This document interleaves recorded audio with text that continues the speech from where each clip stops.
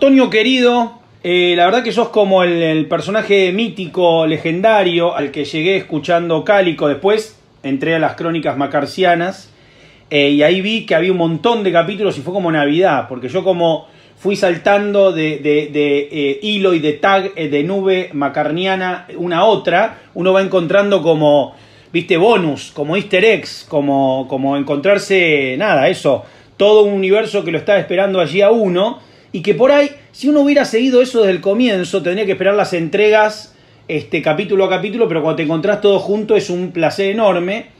Y estoy muy contento, estoy feliz porque básicamente estoy disfrutando esta cuarentena, esta pandemia mundial, con todo lo malo que implica, disfrutando de tus crónicas. ¿Cuánto tiempo llevan esas crónicas, Tonio? Te saludo y te pregunto eso.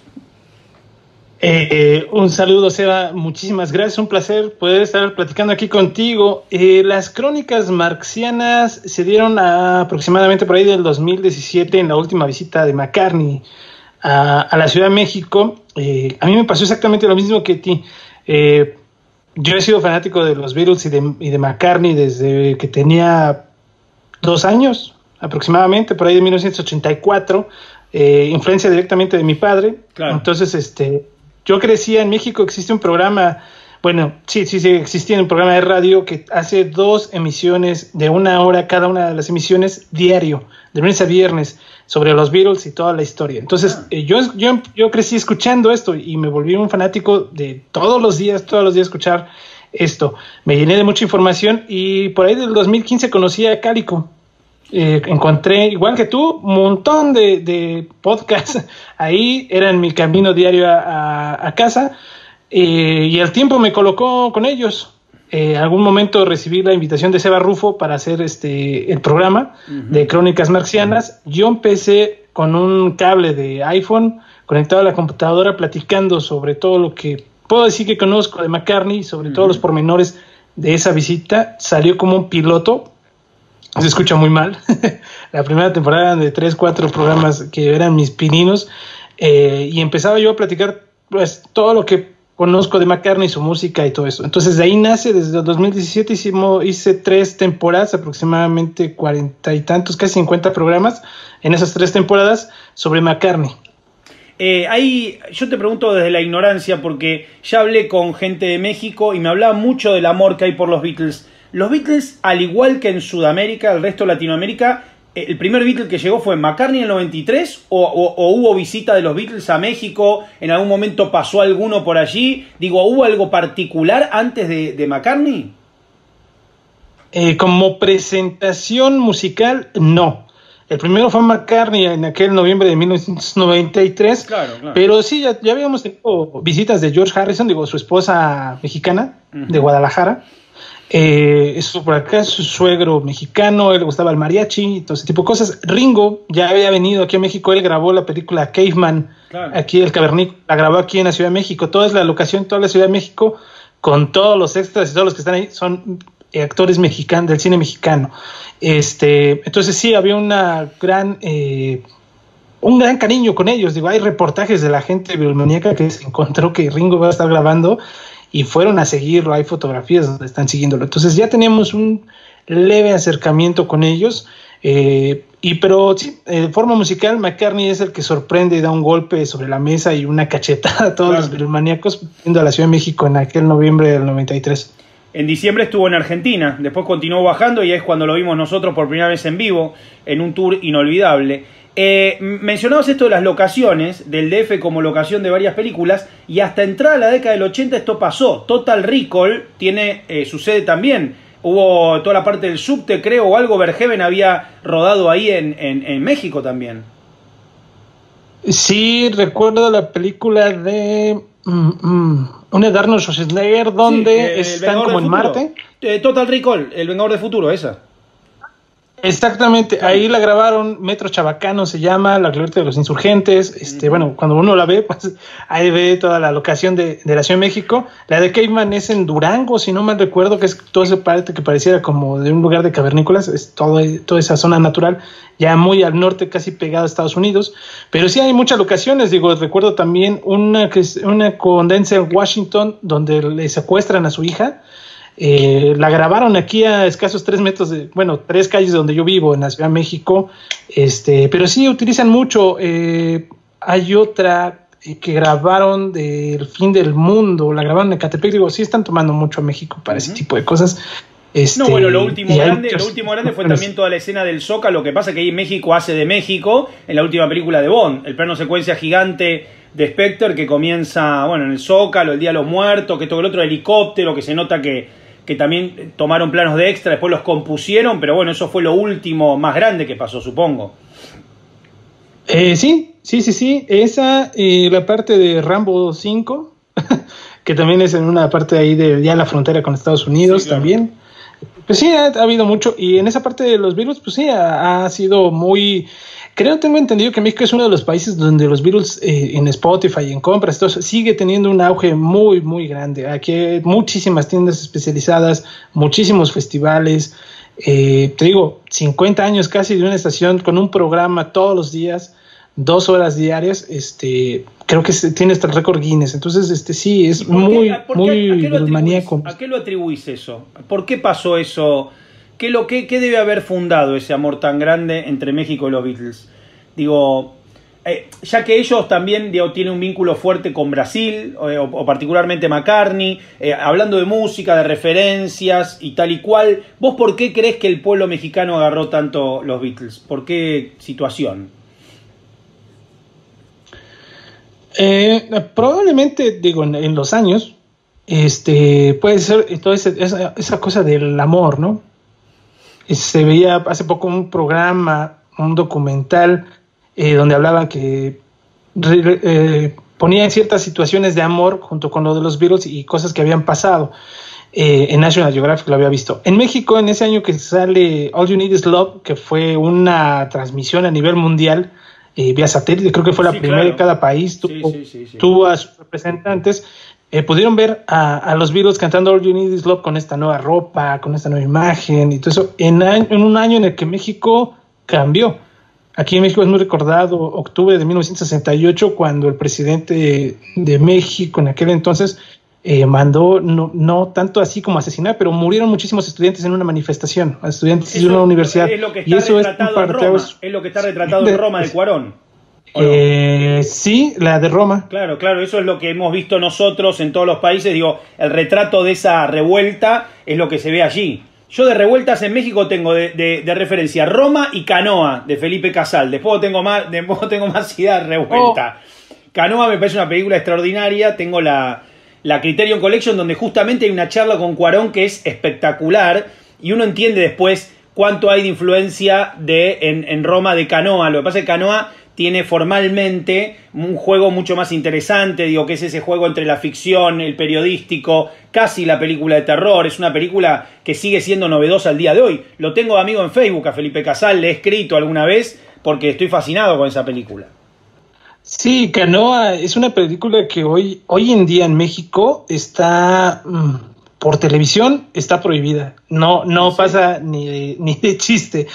Es una película que genera terror, sí, a mí me encanta. Hace un año la remasterizaron porque cumplió años de la filmación. Es un hecho verídico. Wow, es una de mis películas favoritas de todos los tiempos, pero sí, más o menos por ahí va en ese lapso de tiempo en el cual pasa esto, y pues mucha gente toma este tipo de situaciones como ese amor que profesaban los Beatles como bandera. Entonces empieza a generar un poco más de ruido, más de sonido aquí en México, pero ya llevamos unos 12 o 3 años que la radio ya transmitía, ya empezaban los conciertos, ya empezaban la música de los Beatles a sonar en México, y con todo este auge del rock and roll, Enrique Guzmán, cosas así, ídolos mexicanos que tenían, escuchas a los top. Hay películas de 1963, 64, donde ya empiezan a mencionar a los Beatles, películas mexicanas tal vez de Cantinflas, de Tintán, donde ya esos personajes ya empiezan a sonar, y yo creo que es donde empieza a crecer.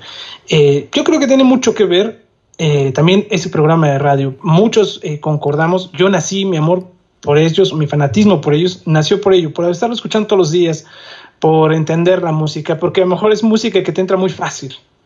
Lo increíble es que para el rock argentino, y esto, digamos, de Soda Stereo para acá ha crecido muchísimo, México se transformó en un lugar, un norte muy importante, un lugar donde los artistas argentinos consideran tanto como el propio país.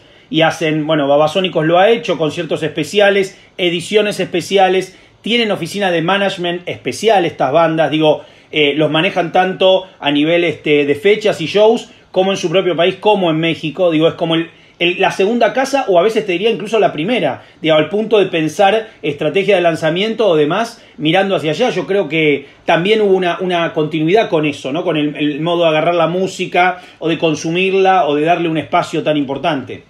Sí, el público mexicano es un público muy fiel, muy fiel, muy grande. Entonces, digo, hay cantidad de, como dices, aquí vemos el Festival Vive Latino, que se hace cada año, y siempre hay bandas argentinas que vienen y que se sienten, como dices tú, como en casa, sí, o bandas internacionales, ¿no? Ayer que platicaba yo con Sebastián Rufo, platicamos de Metallica. Metallica tiene una caja en México, tiene un DVD posterior nuevamente en México. Dolor y Gloria. Dolor y Gloria es México, sí, claro. Orgullo, Pasión y Gloria, sí, y el Live Sharon Purge, que es del 93, también es grabado en México. Le gusta mucho a la gente, bueno, a las bandas, a los artistas venir a la Ciudad de México por cómo los reciben. A veces hay quien lo toma mal, hay quien lo toma bien, de que hacemos fiesta de todo. En alguna ocasión alguien me decía, vino Yoko Ono hace unos 4 años, la llevaron por ciertas partes del centro de la Ciudad de México porque hubo una exposición de ella, y no te quiero mentir que el Zócalo de la Ciudad de México casi se llenó por ver a Yoko Ono. Ella nunca habló en español, mucha gente no la entendió. Había unas bromas que decían, a lo mejor nos está diciendo de groserías en inglés, y todos festejando y aplaudiendo. Así es el público mexicano. Lo que Yoko estuvo llevando seguramente fue algo que aquí estuvo en la Ciudad de Buenos Aires, en el Malva, en un centro de arte moderno, que es el Museo de Arte Latinoamericano de Buenos Aires, que es aquella vieja, es como un reprise de su vieja exposición donde conoció a Lennon, donde está la escalera para subir con la lupa que dice Yes, que le ponía así, y que tenía que en un momento romper una pared o poner deseos en otro sector. Es esa instalación que llevó por el mundo, ¿no? Estamos hablando hace 3 años más o menos. Sí, exactamente, es esa. Es esa exposición. Yo aproveché y me compré Pomelo, el librito, ahí dentro del lugar que lo vendían, que era como lo habían sacado de nuevo. ¿Y cómo te cae Yoko? Bien. No hay ningún detalle con ella. Al contrario, si te soy sincero, me gusta mucho el disco Double Fantasy y las canciones de ella. Sí, claro.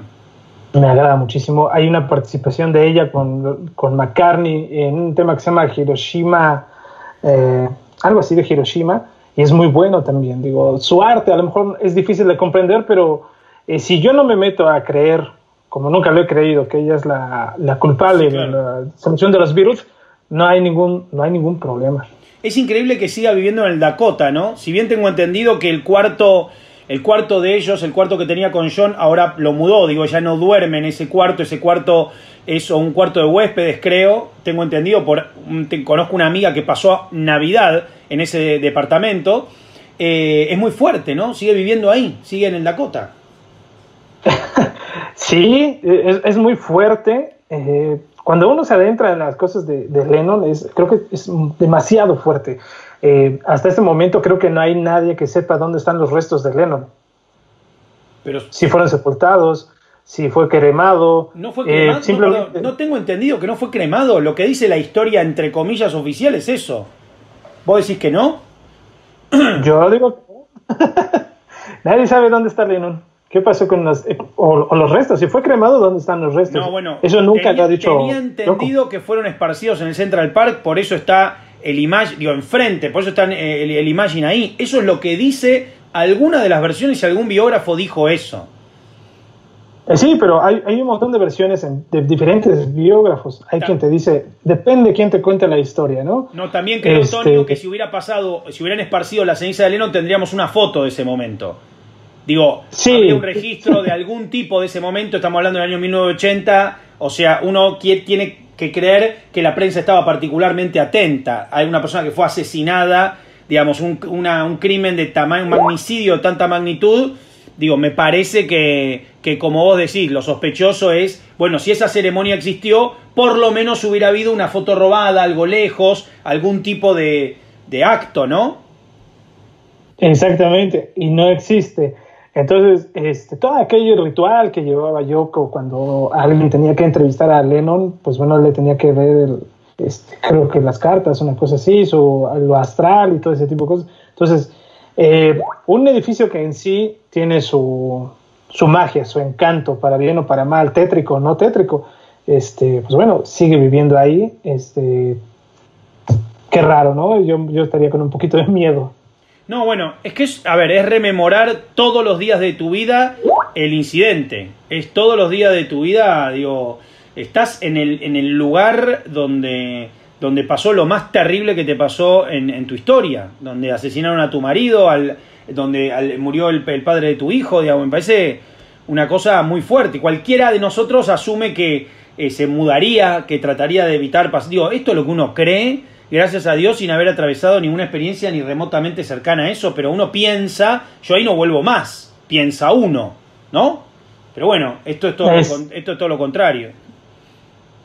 Exactamente, pero pues bueno, es Yoko, ¿no? Es su cabeza de Yoko. Es gracioso porque la misma ropa que en algún momento escuché que la misma ropa que tenía Lennon, al amante que tenía Yoko cuando falleció Lennon, se ven algunas fotos, lo vistió con esa ropa y John. Alguna vez subió una foto con los lentes ensangrentados de Lennon, o sea, mantenía esos lentes ensangrentados. Entonces puede ser una persona que este tipo de situaciones le son algo tal vez natural, o es una persona que no se los guarda. Puede ser, no sé. Bueno, hay que pensar también que yo creo que hay una conciencia que tampoco uno tiene porque son millones de kilómetros de distancia, que es yo creo que para ese entonces, 1980, ya sabían ambos, Lennon y Yoko, que todo paso era histórico. Quiero decir, todo lo que rodeaba a John Lennon se había convertido en patrimonio de la historia de la humanidad y de la música. Esos lentes que los vas a tirar, digo, te hago la pregunta al revés, ¿que los tirás a la basura? ¿Los limpiás y los sigue usando otro? No, esos lentes son patrimonio de la historia de la música, así de duro como suena, incluso con la sangre. Y uno siente que un artista, y más una artista plástica, siente por los materiales y por los objetos un vínculo bastante particular, de preservación, de simbología. Entonces uno tampoco puede tirar los lentes esos de Lennon a la basura o decir, eso es parte de la historia. Toda la ropa que él tenía, todo lo que él había tocado, todos los instrumentos de él, digo, el piano blanco lo tiene en el living, el piano de Imagine está en el departamento de Dakota. Digamos que si uno también se imagina, no lo puede vender ese piano, o se dona a un museo, que no sé, al Smithsoniano, o no sé cuál debería ser, digo, así como en Abbey Road está el Hofner de Maca, digo, y algunas cosas, pero si no, ¿dónde puede estar ese piano? No, en algún momento Yoko no va a estar y ese piano va a tener que estar en algún lugar, lo tendrá John Lennon un tiempo, pero yo me imagino que en algún momento hay que ponerle un cristal y que lo pueda ver la gente también. Sí, digo, hace un par de años, si no me recuerdo, se subastó un molar que le quitó su dentista a Lennon, entonces, y estaba certificado. Era el molar de Lennon. Sí, te das toda la razón. Bueno, me da más miedo la persona que lo compra que la persona que lo vende, te digo igual. Sí. Eso me hace acordar, ¿te acordás cuando venden las sábanas donde durmieron, cuando hacen todo ese tipo de merchandising de la primera gira de los Beatles en Estados Unidos, que todo se vuelve, que cortan las sábanas y las venden con nombre del Beatle que durmió ahí? La cama de Ringo, venden cuadradito de tela de la sábana, no se puede creer. Yo conozco, bueno, uno de mis mentores en esa parte de los Beatles, él compró un ladrillo de la caverna. Bueno, eso me lo compraría, ¿eh? Eso me lo compraría. O sea, vos estás hablando de lo que sería la parte de la arcada donde iban los músicos. Digo, toda esa estructura remataron. Y eso por mí me lo compraría. Eso me lo compraría. La tenían, es un ladrillo común y corriente, pero era de ahí. No, pero es que debe venir una cajita re linda y debe tener un sellito o algo que indique que es de la caverna. ¿Sabés que hay un músico, un guitarrista que se llama David Lebón, aquí en Argentina, que tocaba con Charly García en Serú Girán, un muy buen guitarrista, también tuvo una carrera solista y demás, y el Pescado Rabioso con Spinetta, y vio con su madre en el Shea Stadium el show del Shea Stadium. Estuvo ahí. Wow. Era muy chiquito, se acuerda muy poco, digamos, porque 5 años, digo, una cosa así, pero llevó la mamá, que era muy fanática, y estuvo en ese show, loco. estuvo en el G-Stadium, lo entrevisté, fue uno de mis primeros invitados en un programa de radio que yo tenía en 2017 y el primer invitado fue él. Y me contaba que lo único que se acordaba eran los gritos. O sea, el recuerdo un poco que tenía era el tremendo griterío y lo lejos que estaban los Beatles, porque te acuerdas que es una cancha de béisbol y están prácticamente en el centro del estadio, no hay lo que llamaríamos campo, o sea, tocan en todo ¿no? En toda la L, y los gritos y la distancia de la banda. Era lo único que se acordaba.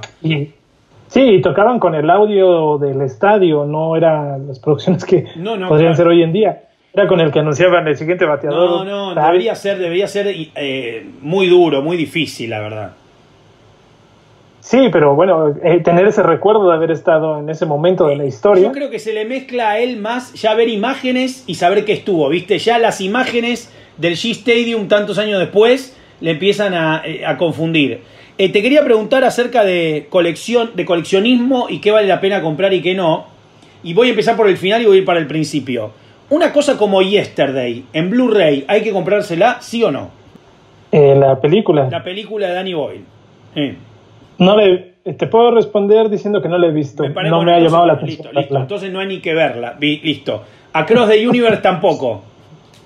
No. Bien, perfecto. O sea, relativo a los Beatles no vale la pena. Si no están ellos, no me importa que toquen las canciones o que tengan influencia. Depende, porque te puedo decir que Nowhere Boy, la película que es como tipo la vida de los inicios de Lennon, sí, me gusta mucho.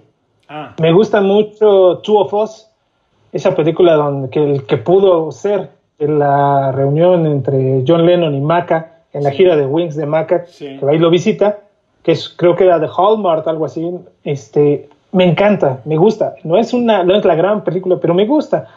Lo que no me gusta a mí son los musicales y donde se abusa de la música de Perfecto. Across the Universe, con mucho gusto, y al final de cuentas no me gustaron las versiones. Claro. Yo soy Sam, recordarás que traía todo el soundtrack de los Beatles, y me gustó, era una película que me gustó cómo acomodaron las canciones. Tiene un par de versiones que son espectaculares. I'm Only Sleeping es espectacular.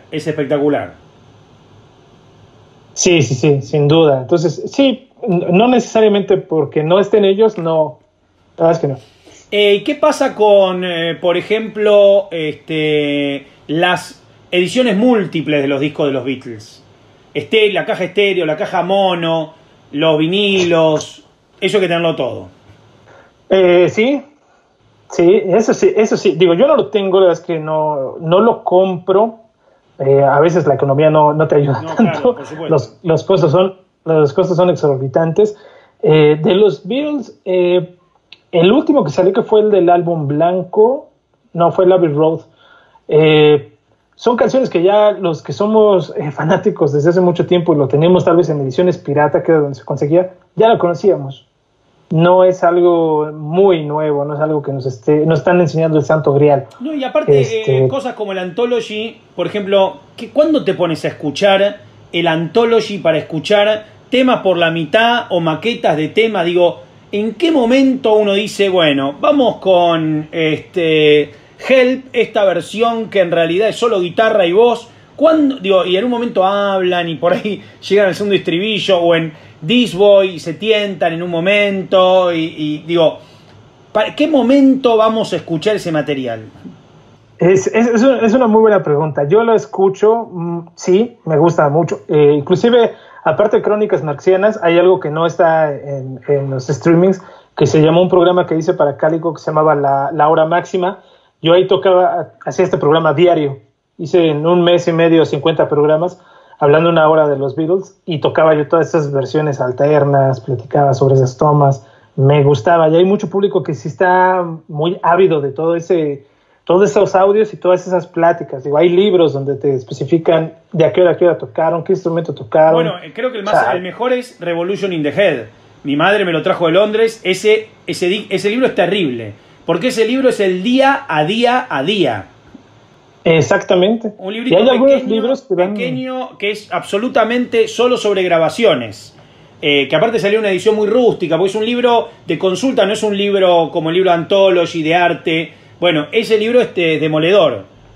Sí, y del lado de McCartney también existe uno que salió hace unos 4 o 5 años, y que ha ido teniendo sus ediciones nuevas porque va haciendo correcciones y va agregando cosas conforme ha ido investigando. Entonces, es nuestro libro de consulta. Muchos, Cálico lo usa, yo lo usaba para Crónicas Marxianas, para documentarnos ahí cuándo grabaron, quién participó, quién fueron los de sesión, quién fue el productor.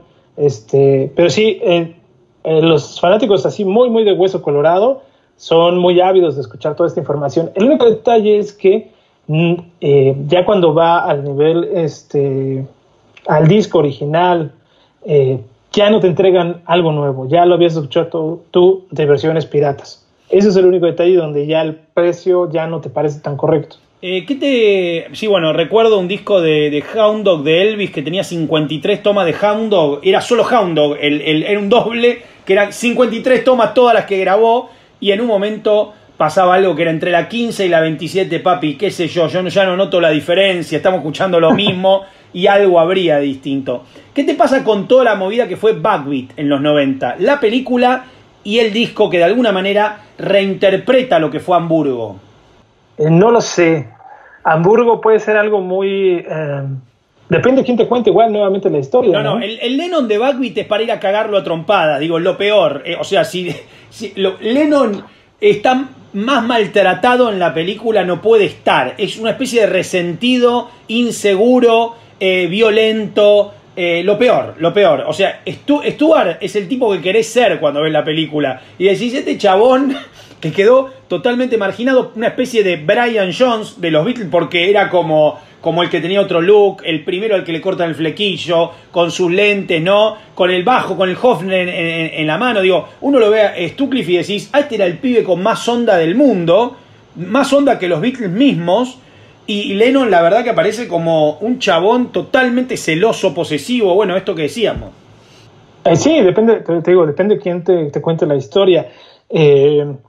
Hace poco platicaban en Cálico, ¿dónde te gustaría estar más? ¿En un concierto de Wings o en Hamburgo con los Beatles? No, de Wings. Yo decía, pues, a mí me gustaría haber estado cuando hacían las sesiones de la BBC, o tal vez en Hamburgo. ¿Por qué? Porque veías que los Beatles tenían a otro baterista, que era Pete Best. A él sí fue al que despidieron por meter a Ringo. Él se quedó, imagínate la frustración de saber que tú pudiste haber sido el mejor en la mejor banda de la historia. Lo bueno de estar en Hamburgo es que terminás tomando una cerveza con ellos, porque no se les iba a acercar nadie y te hacías amigo de los Beatles. O sea, si ibas con Wings ya te quedaba lejos, ibas a un recital de Wings. Claro, entonces ahí tú veías a los Beatles que eran 4 adolescentes o niños, inclusive Harrison tenía 15 años, sí, aproximadamente. Claro, sí.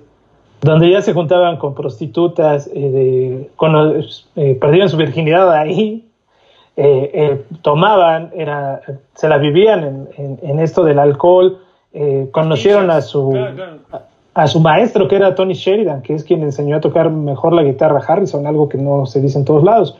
Entonces, aparece Astrid, aparece Klaus, aparece, bueno, esa gente que de alguna manera perfila a la banda. O sea, entre Klaus y Astrid y Brian Epstein logran el uniforme, ¿no? Logran la alquimia para armar el producto, por así decirlo. Sí, la imagen, les corta el cabello, aquellas fotos de Astrid que los toma como en una parte de su casa hasta arriba, claro, les toma esas fotos. Sí.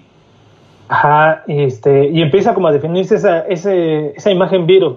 Después ya Brian Epstein les pone los trajes, pero el corte de pelo sí ya empezó por ahí. ¿Y los trajes y las botas, sabés, digamos, emulando qué los confeccionan?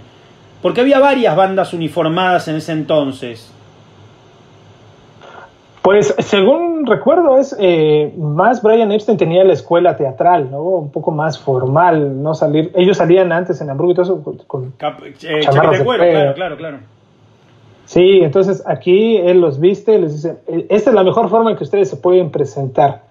Y muchas de esas bandas que manejaba Brian Epstein, como Jerry and the Peacemakers, por dar un ejemplo, pues era la misma imagen del traje, la corbata todo el tiempo. Los Stones tienen trajes, pero no tenían trajes uniformados generalmente. O sea, tenían una especie de... Uno ve las primeras portadas de los Stones, va a ver que tampoco es que están, pero están más con polera y saco. Por ahí alguno tiene camisa. Hay imágenes de Richard con chaleco, camisa y corbatín. Digo, pero nunca están todos iguales. Es difícil encontrarlos todos iguales.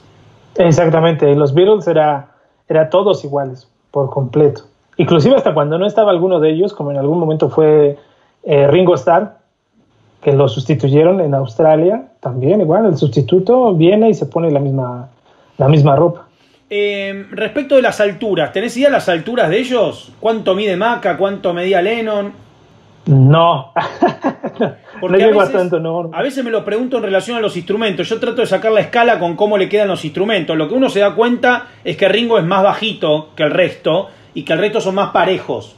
Pero tampoco tengo precisiones de la altura. A ver, no eran Michael Jordan, no eran gente alta, estamos de acuerdo. Eran más bien ahí en el límite entre pequeño y alto. No, eso me imagino por la escala, ¿no? Por cómo también le quedan las chicas al lado, digo, en promedio, ¿viste? Siempre hay viejos más altos que ellos, digo, no son los más altos del lugar cuando están en compañía de otra gente. No, probablemente sería la estatura promedio, ¿no? 1,75. Por ahí, claro, máximo. Más o menos. Fíjate que Ed Sullivan tiene la altura de ellos, cuando los presenta y están parados todos juntos, más o menos, y Ed Sullivan se nota que no era un señor alto tampoco. Entonces, más o menos uno se imagina que eran más bien pequeños. ¿Qué es lo más loco que compraste de McCartney? Que dijiste, estoy pagando mucho, pero lo quiero tener. ¿Qué es lo más loco? Wow. Estaba a nada de comprar un disco autografiado. No lo compré, porque la verdad es que soy muy cuidadoso en esas partes. No soy un coleccionista. Soy muy selectivo en lo que compro. Pero estaba a nada de comprar un disco, precisamente esta persona que te digo que es mi mentor. Él era locutor de este programa de radio de los Beatles durante 20, 30 años. Y él tuvo la oportunidad de entrevistar muchas veces a McCartney, de ir a los... Inclusive él estuvo en la grabación de Tug of War que hizo ahí en Abbey Road. Qué bueno. Y entrevistó a Maca. Él desde ese tiempo me platicaba que había visto a Denny Lane en esas sesiones y a George Martin. Entonces había un disco, un Press to Play, firmado por George Martin y Paul McCartney, en algún momento que tuvo para encontrárselos ellos dos. Eso era como que lo más que yo iba a optar por comprar. Pero la verdad es que hasta ahí me quedé. Compro muy pocas cosas de McCartney, si te soy sincero. A veces los precios son muy altos, muy, muy altos, y son cosas que yo ya tenía en otro, ya los conocía. Ya no, si viniera un audio mejorado, me atraparía más. Digamos, y ni siquiera por ahí las ediciones, qué sé yo, las que tienen tomas alternativas o los discos estos que estuvieron saliendo coloreados, ¿eso tampoco te tienta? Tengo el Flowers and Dirt, lo tengo la última, la Chip Collection que salió de varios discos, porque es un disco que me gusta mucho, que le tengo mucho cariño. Entonces ese sí, cuando salió dije, este tiene que ser mío sí o sí, y porque venían canciones que eran que no teníamos. Ahí sí venían como primicias. Tengo Venus and Mars también, porque me gusta, ese sí me gusta, todas las chuches que trae, boletitos, pósters. Está buenísimo. Me agrada. Y aparte el vinilo que viene partido al medio, amarillo y naranja, es espectacular. Sí. Entonces, también tengo, ¿cuál otro? Pipe of Peace, que es de mis discos favoritos. Me gusta todo lo que viene dentro. Tug of War. ¿Qué viene adentro de Pipes of Peace? Yo lo tengo y es el disco gris y qué más. Tiene unas fotos. Es claro. Que viene en su caja. Vienen vivos, con todas las imágenes. A mí lo que me encanta es la fotografía. Siempre he sido como muy amante de ver imágenes, tal vez como esta. Es espectacular, sí. Eso es Linda McCartney, porque está el libro de Linda, de Thatcher, que realmente es bellísimo, que tiene unas fotos que son increíbles, ¿no? Sí. Todo eso es Linda, o sea, salvo las fotos donde está Linda, pero digo, muchísimas fotos son de Linda, ¿no? Sí, y vienen ver todas las sesiones, cómo fueron, imágenes que no habíamos visto antes de Maca con un Michael que todavía se veía como un Michael común y corriente. Entonces, estas sí son cosas que me han gustado comprar, porque trae cosas en relieve. No, muy bueno, muy bello eso. Eso, claro, es como una de las insignias de los soldados. Exactamente, del Pipe of Peace, del video, porque todo este libro es de imágenes de cómo se hizo el video. El video es espectacular. Una cosa increíble que tiene que ver con la cultura, fíjate vos qué loco, como ellos siendo pacifistas, pensadores, humanistas y demás, lo bélico, la militaria, atraviesa toda la obra.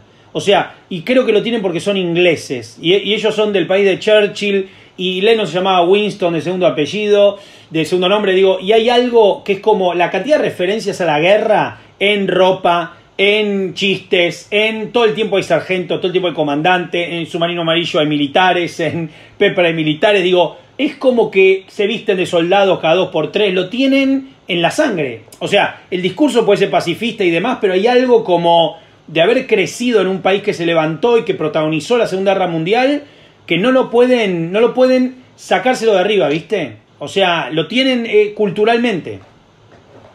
Sí, pues el nombre del disco de McCartney, Tug of War, ¿no? Sí, claro. Que en sí no es hablar de la guerra, sino es un estira y afloja. I Don't Wanna Be a Soldier, que cantaba Lennon, Happy Christmas, War is Over. Sí, pero todo el tiempo, pero claro, pero lo hacen todo el tiempo siendo reluctante, pero a la vez tiene una fascinación por la imaginería militar, como si de chicos uno se los imagina jugando a soldado todo el tiempo. Como que es más fuerte que ellos. Digo, ellos pueden ser mentalmente, espiritualmente pacifistas, sí, pero hay algo que se les escapa, que es la fascinación de la militaria, ¿entendés? Como no sé cómo explicarlo, es una cuerda de tensión, me parece, en la obra. Sí, concuerdo totalmente. Tú, no sé, a veces me llega a la mente una imagen de Lennon con aquella campera que le llaman ustedes, una chamarra verde. Sí, claro, cantando Mother, vestido militar, sí. Sí. No, él decía que era un soldado de la paz, digo, invertía la ecuación o trataba de darle a eso una manera, pero hay algo que evidentemente... eso, la película Yo gané la guerra, digo, la cantidad de imágenes de los Beatles con algún elemento que tiene que ver con la guerra, yo creo que nos ponemos y encontramos 30 del momento de los Beatles y 30 de las carreras solistas, juegan con eso todo el tiempo está en el aire, y me parece que es algo cultural, digamos, algo directamente de ser británico y ser de esa generación, que es la generación que sucede a la Segunda Guerra Mundial, digo, es como, ¿no? Son la generación que viene, que empiezan a nacer cuando ha pasado la guerra. Entonces me parece que es lógico que tengan esa especie de sensación encontrada, ¿no? Sí, en la biografía de McCartney dicen, ¿no?, que en Liverpool, en esas partes donde ellos vivían, era una de las zonas más atacadas, fue más atacada por la guerra, había ahí rastros de bombas y todo ese tipo de cosas, crecieron con eso. No, y abuelos y rezagos militares, digo, la ropa que quedó y que en sus primeros años ellos veían lo que debería haber en cada casa, medallas de abuelos, de bisabuelos, de tíos, digamos, cosas que estaban ahí. Digo, es increíble cómo a pesar de esta conciencia eso figura en el aire. Para ir cerrando esta primer charla, hay una fascinación que tenés aparte de McCartney y los Beatles, que es Kiss. Ah, sí. Y Kiss, o sea, ¿cómo uno... te pregunto porque a mí me gustan algunas cosas también que son muy lejanas unas a otras. ¿Cómo pasamos de lo sofisticado de estos británicos a la cosa totalmente en tu cara de Kiss? Digamos, como bueno, ni siquiera de la banda más sofisticada. Tenés una remera de Iron Maiden. Iron Maiden, bueno, al lado de Kiss son Beethoven y Mozart juntos, ¿me entendés? Es como Steve Harris, Bruce Dickinson, determinado buen gusto. ¿Y cómo pasamos a Kiss? Que es bien concreto. Yo creo que lo primero, y no podemos negarlo, es la imagen del maquillaje, ¿no? Los trajes, la parafernalia, el show que tenían.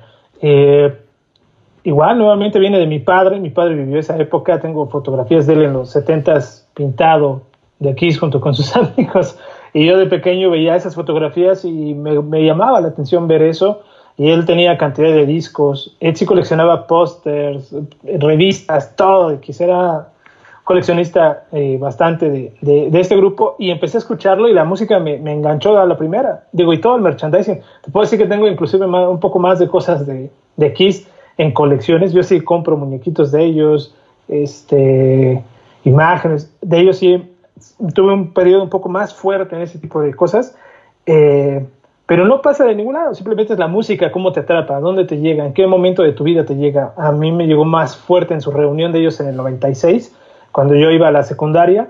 Me pegó de forma increíble verlos en MTV, en aquellos premios que hacían, ver todo lo que estaban generando. Cuando vinieron a México, exactamente ayer se cumplen 21 años de la primera vez que vinieron, que vinieron en el Psycho Circus con Rammstein, y tuve la oportunidad de ir a verlos. Fue la primera vez que vi a ellos. Eran mis ídolos, eran mis héroes, vi sus películas. Te voy a decir algo para que te sientas un poco mal.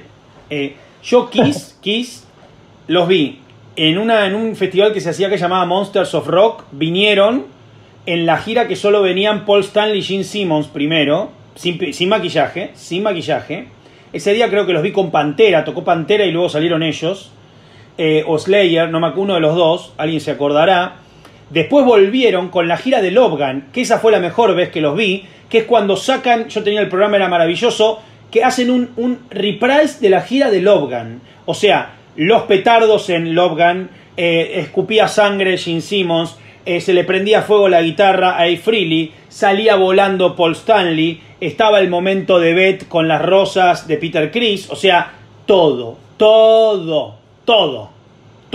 En Rock and Roll Night caían esa especie de lluvia de fuegos artificiales sobre el escenario, todo. Estaba con mi hermano, nos voló la cabeza. Y después vino el Psycho Circus con Rammstein también, que fue la oportunidad de ver a Rammstein. Seguramente te acordarás de esto. Yo estaba en la platea baja de River Plate, acá donde tocó McCartney también, y el fuego de Rammstein te quemaba la cara a 200 metros.